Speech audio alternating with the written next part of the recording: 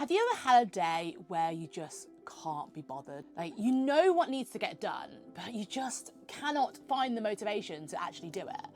And you run your own business, for God's sake, so you're supposed to love what you do because that's why you started it, right? And then you feel guilty about not wanting to do it because you're like, I gave up everything to do this, it's supposed to be my passion, I should be grateful for loving what I do and having this freedom. And it all goes round in this vicious cycle. You start even questioning yourself. You say, am I lazy now? Where did my motivation go? And with the economy going from bad to worse, it seems like everyone is broke and no one can afford your products and services. And you're just like, what is the point? And what do I even do anymore?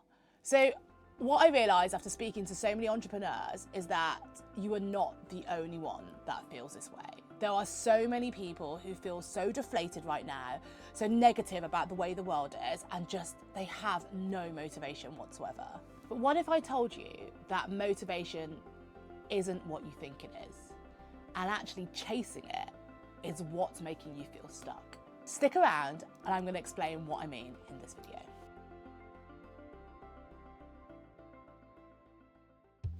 First of all, let's talk about the definition of motivation, because so many people think that if they're not motivated, then they're lazy.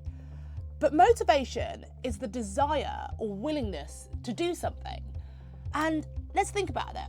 All of us, even the most successful, motivated people in the world that you see as successful and motivated, they don't want to do stuff at all times. There's always something they just don't want to do. Take someone who's a fitness fanatic, and you assume that they just want to go to the gym all the time because that's what they do. All their workout videos are them showing them really pumped to go to the gym, and they get up at 5 a.m, they go in their ice bath, and they do their morning routine. There are definitely days where they just can't be bothered. And that doesn't mean they're lazy. It doesn't mean that that's not what they should be doing. It doesn't mean that they're any less of a good fitness motivational guru or whatever you want to call them.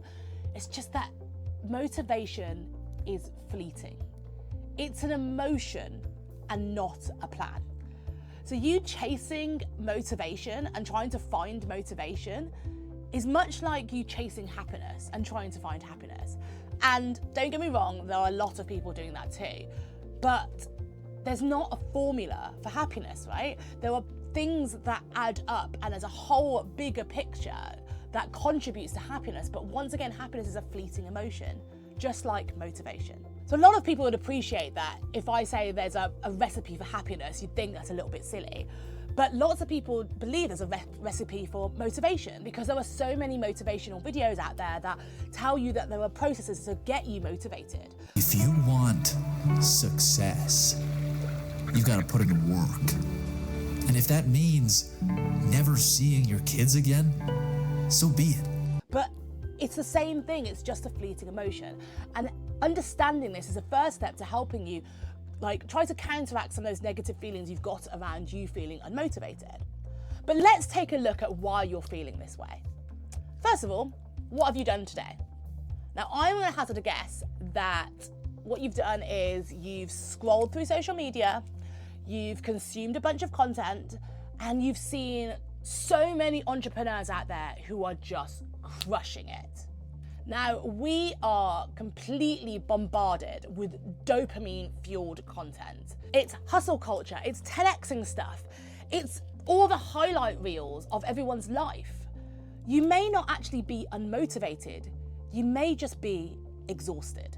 I know I had to take a break from social media recently, and I even made a video on this, which I will drop a link to in the description below.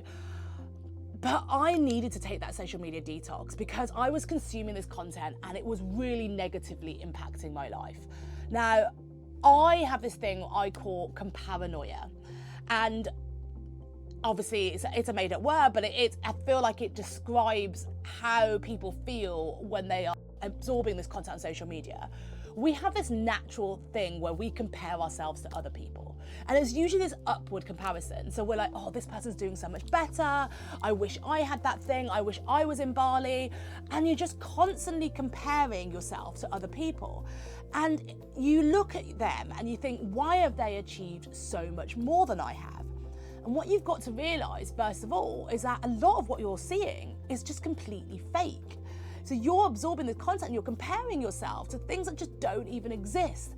And this is why I call it comparanoia, because this comparisonitis that you get and you suffer from, it leads to paranoia. It leads to paranoia and imposter syndrome, and think that you're just not good enough. You're not successful and you're not doing as much as everyone else is. But all it is they're portraying this image that they are doing all of this stuff. And this is what's causing the problem. When your goals are tied to how other people perceive you, this is what's called extrinsic motivation. And this is the stuff that will die very, very quickly. So it all comes back to your why again. And I talk about this all the time, but I think it's absolutely the key to everything. If you know your why and why you're doing things, then you can always bring it back to that. And I think that if you're feeling unmotivated at the moment, you've got to ask yourself, why are you doing this? What is it that you're unmotivated about? Why are you even starting this business? Is it because you want to tell other people that you're running a business and entrepreneurship life looks so good from the outside? And is it because you want to say to someone, I'm running a successful business? Is it that you want to show off on social media? Because if you're doing things for other people, that's extrinsic motivation. Extrinsic motivation is driven by rewards, recognition, and pressure.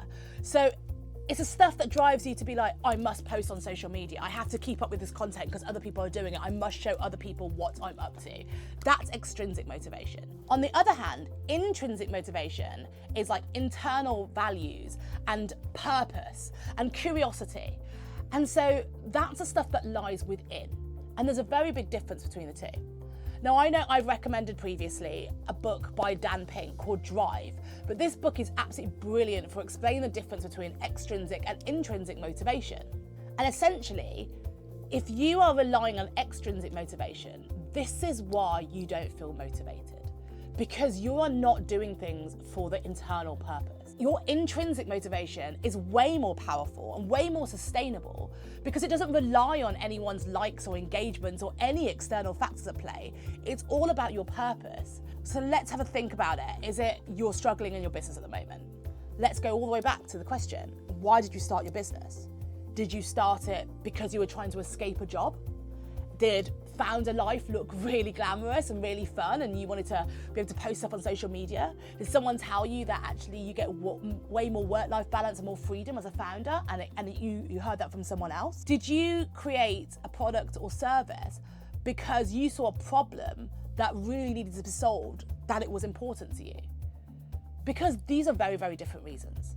The first set of reasons is to do with extrinsic motivation. You're doing it for other people's reasons. You're doing it to get external validation.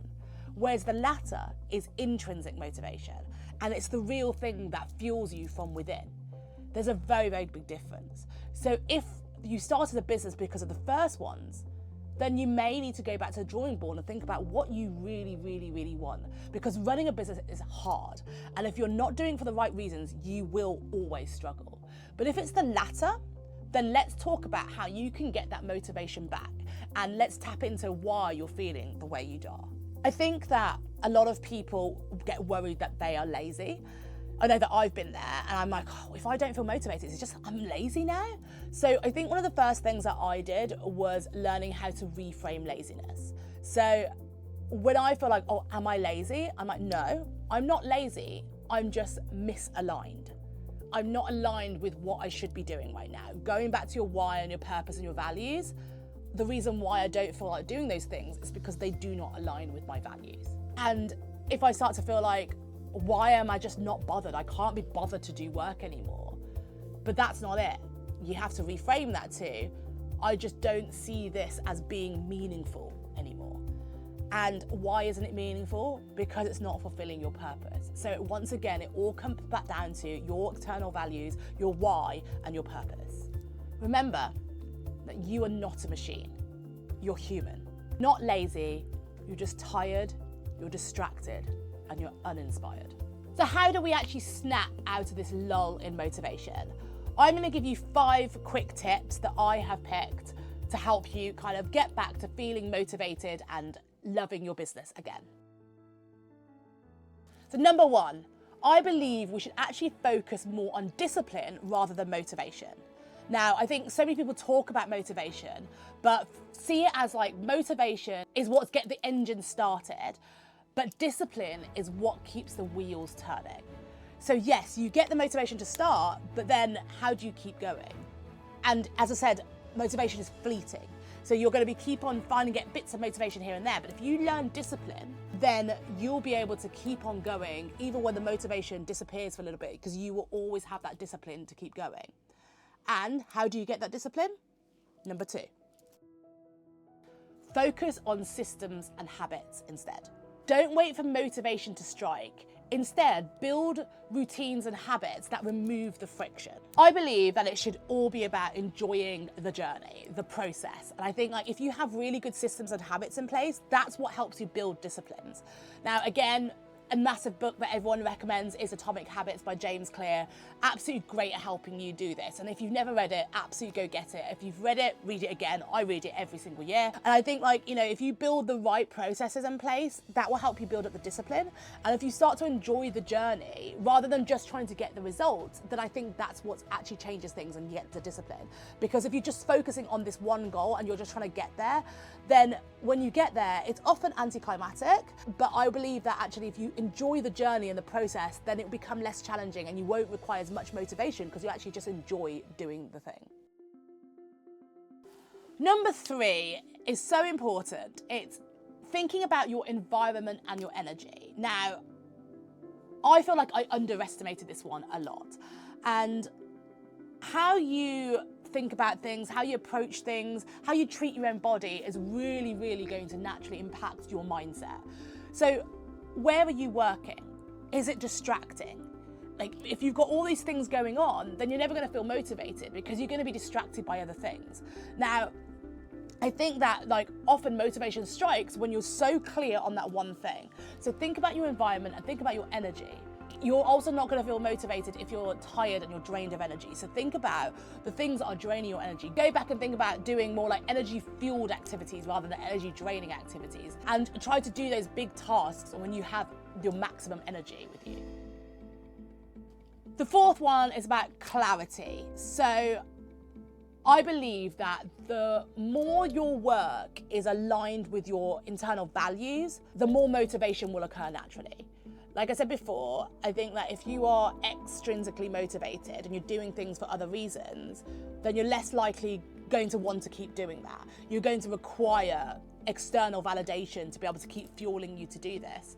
Whereas if your internal values are there and you're clear what they are and your work aligns with those and your real goals, then you're going to consistently have that motivation to keep doing it. But you need that clarity first. You need to go back to the drawing board. If you don't know what they are, and you need to go back and go, what are my values? What are the things I really believe in? Why am I doing this? Why am I here to do this work? What is my purpose? What is my ikigai? And I think that if you can go through all those things and you know the answers to those, then write them down. Have them so clear. So if you do feel like you've lost your way and you have lost motivation, which we all do, remember it's fleeting, you can go back to look at those and remind yourself of why you're doing this. I have to do this, and I have to be like, right, this is my why. Why am I doing these things? This is nothing to do with my why, and it's distracting from it. And then it helps you keep you on your path. And the 5th one is definitely underestimated, and I think people don't realise this, is what I truly believe is action breeds clarity. Now, I've said that you need to know your why, you absolutely do, but sometimes your motivation only starts after you've started that thing. The procrastination is the fear of starting that thing because you're fear of failure, you're scared of doing things. Just get started. I believe that I've been so scared to do so many different things, but once I got started, I'm like, oh, it's not that bad. And actually then you start to get into it and you feel motivated by it. If you keep doing it and it's still not there, then they look for an underlying reason. But quite often, more often than not, action breeds the clarity. So if you start doing it, then you actually start to feel more motivated once you started that thing. So please do remember, if you've been feeling unmotivated, you're not broken. You're just human. But please do also let me know in the comments, when was the last time that you actually felt motivated and what were you doing when you felt motivated? And if you've liked this video, then please do like and subscribe to the channel so that you can see more videos from me and hopefully they will help you too. Don't chase motivation. Chase meaning instead. and the rest will follow.